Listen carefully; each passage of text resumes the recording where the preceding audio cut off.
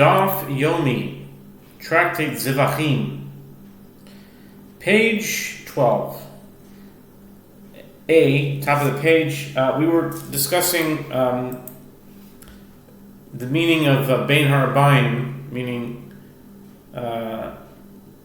should mean evening. It's not Issi. Is it evening or is it late afternoon? Or it's evening Bein Harabayim? That was the question. It was talked about that if it said Bein Harabayim, then they had the entire day to do it.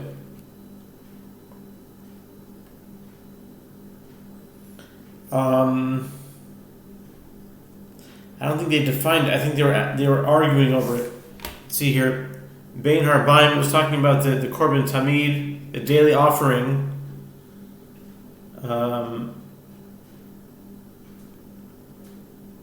It can be interpreted as the actual afternoon, and then Ben Betera, I believe, said that the entire day is fit, even if it says Bein Harabayim.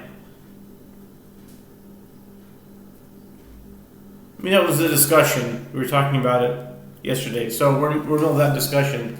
So the last question that was brought yesterday was, the Gemara asked, with regard to incense, one should say that, likewise, that as it is written in regards to incense, Bein Harabayim, it says Bein Harabayim Yaktirena, Bein Harabayim, you shall burn it.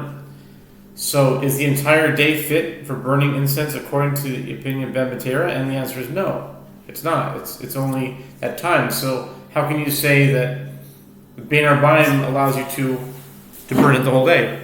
So then the Gemara answered, which takes us to the Shani Ketorah, and Ketorah is different. Incense is different. Now we're on top of 12a.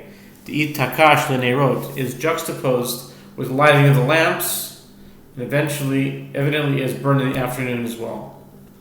So Bein Harabayim, I'm still not so clear exactly. I think it means late afternoon.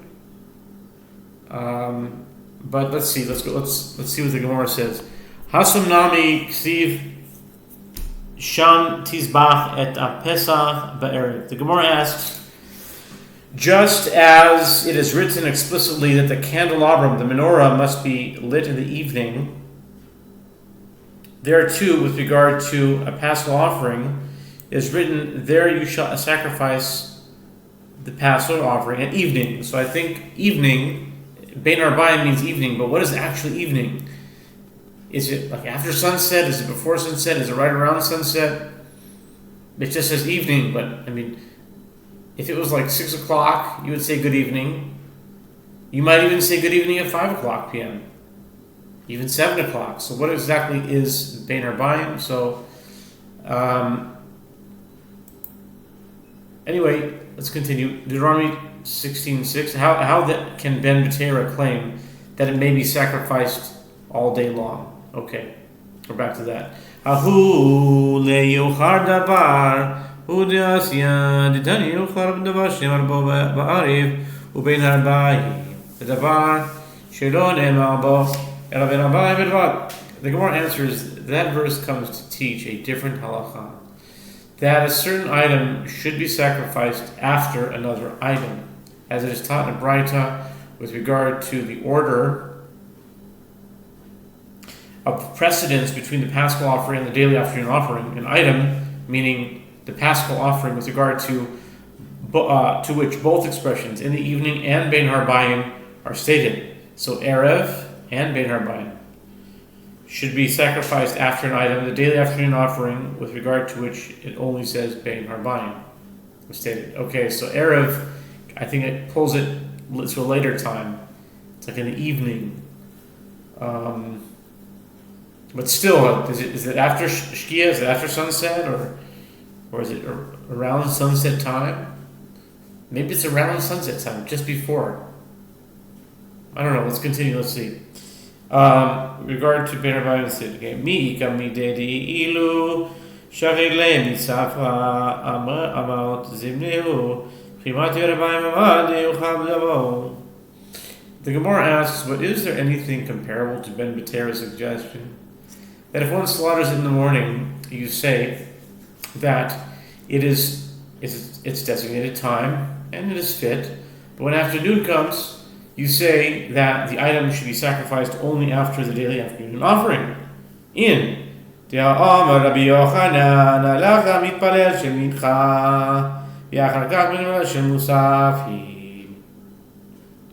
Gemara answers yes, there is a precedent, as Rabbi Yochanan says, if one did not recite the additional prayers of Shabbat, meaning the Musaf of Shabbat, the new moon or a festival, which should be recited in the morning until it is time for the afternoon prayer, the halacha is that he should first recite the afternoon prayer and recite the additional prayers after that. The Gemara asks, but if the term Bein Arbaim is referring to the entire day, as Ben Betera maintains, why do I need those instances of the expression that are written with regard to burning incense and lighting the lamps, which are not performed all day? Ve'od, Heshiv Rabbi, Tachat Ben Betera, V'divrei Rabbi Yehoshua lo.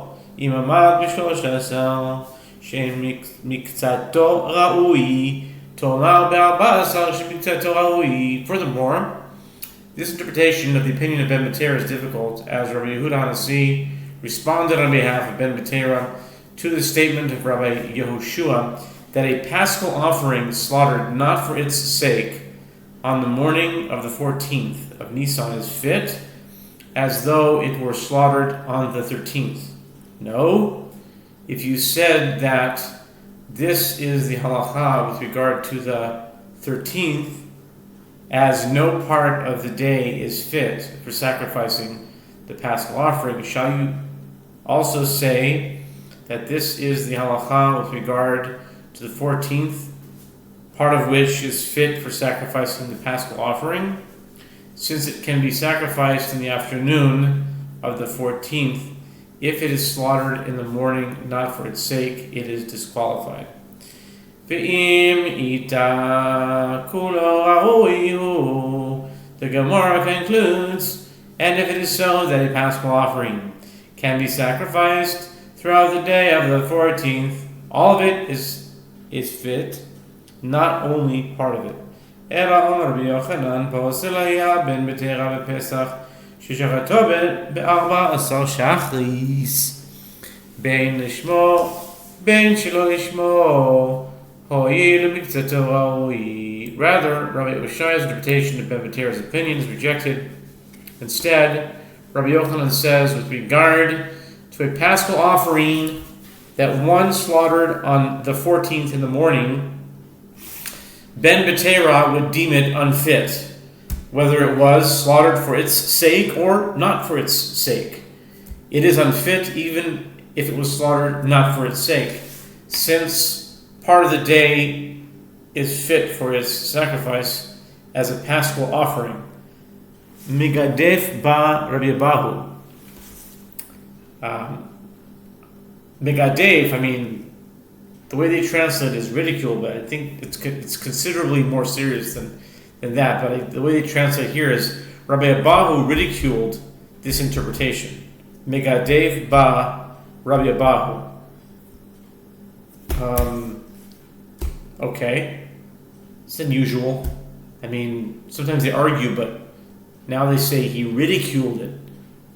I'm not sure why. I pointed this out recently to someone in a discussion about the Talmud. I mentioned that there's this general format of the Talmud, and the basic run-of-the-mill questions will happen, and your basic my taimas, your pshitas, your basic whatever, all these different sequences of the patterns. But then every once in a while there'll be something that goes out of the usual. Like he stood up and said, if you're right, then something will happen for 10 days. I don't know, something weird like that. Whatever. But anyway, he ridiculed. Okay, whatever. If so, how can you find a fit paschal offering according to Ben Betera? If its owner designated an animal now in the morning of the 14th as a paschal offering, it is disqualified from the outset, as it cannot be sacrificed at all, either for its sake or not for its sake. And even if its owner designated it the previous day, when it was fit to be sacrificed not for its own sake, it was fit and then disqualified the next morning, when it was no longer fit to be sacrificed until the afternoon. Once an offering is disqualified, it can no longer become fit. Amar Rabbi Abahu Tacha Tehe Achar Chatzot. Rather, Rabbi Abahu says, let the paschal offering be fit when it is designated on the 14th afternoon, when it may already be Sacrificed as a paschal offering. Abaye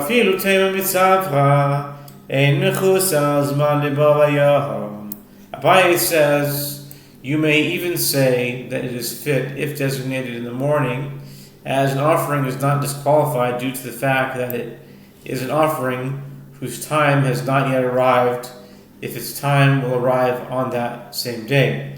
Rav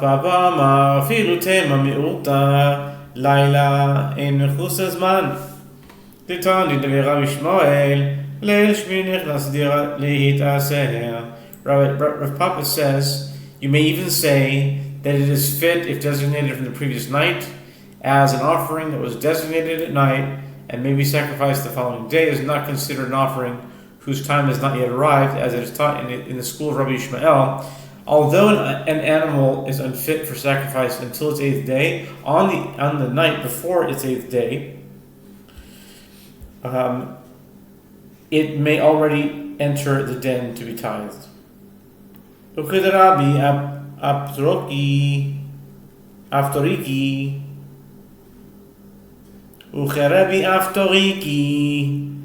have Aftoriki? We had in Bava Basra, didn't we? Uchedarabi Aftoriki Rami. Ksi vayashivat yamim taradimo. Haya laila chazeh. Uketiv miyom hashmini hala yeratzeh. Ha laila lo chazeh. And this is in accordance with the statement of Rabbi Patoriki. As Rabbi Patoriki raises a contradiction, it is written, when a bull or a sheep or a goat is born, then it shall be 7 days with its mother. Leviticus 22:27. Consequently, on the following night, meaning the night before the 8th day, it is fit for sacrifice. And it is written subsequently in that verse, but from the 8th day and on it may be accepted for an offering made by fire unto the Lord.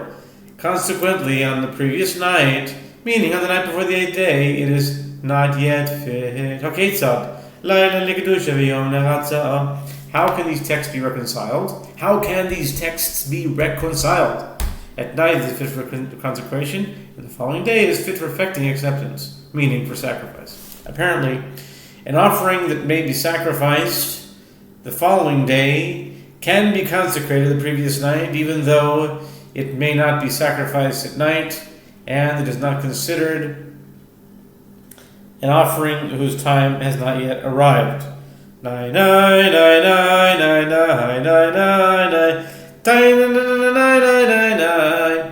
le Reb Zera le Rebahu. Lema k'sav Rabbi Yochanan balechayim mindachin. Rebahu presumes that an animal consecrated before it may be sacrificed is disqualified. With regard to this, Rabbi Zera said to Rabbi Abahu, shall we say that Rabbi Yochanan holds that consecrated animals that cannot be sacrificed at any given moment are disqualified from ever being sacrificed? Amar le in. Yes. He told him yes. Rabbi Yochanan, Behem Mishlosh Shuzin, he Kedish Chetzio, Yechal Zavanach Chetzio, Kedisham, Kedosha, Behem Kreba. Rabbi Abahu said to him yes, as Rabbi Yochanan says, with regard to an animal belonging to two partners, if one of them consecrated the half of it that belongs to him, then purchased the other half of it from his partner and consecrated it, it is consecrated, despite the fact that it was consecrated piecemeal. But it may not be sacrificed, since when he first consecrated it, the consecration did not extend to his partner's half. Since the animal was not fit to be sacrificed then, it is disqualified permanently. But as it is consecrated now, it can render consecrated as a substitute. Okay, hold on. But as it is consecrated now, it can render consecrated as a substitute a non-sacred animal that is exchanged for it.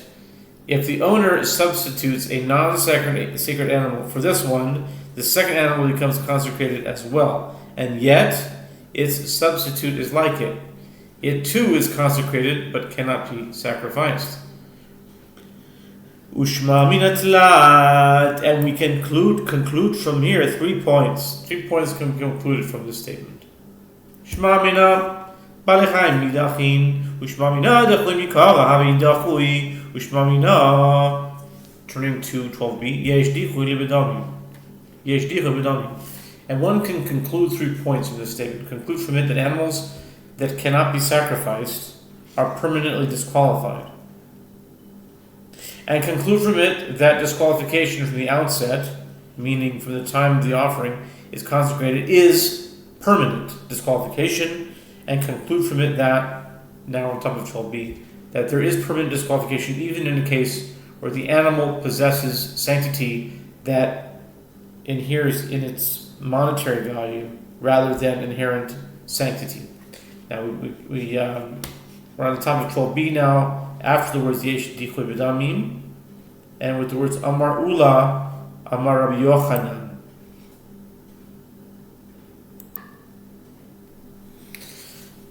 I think we'll start a new daf with 12b.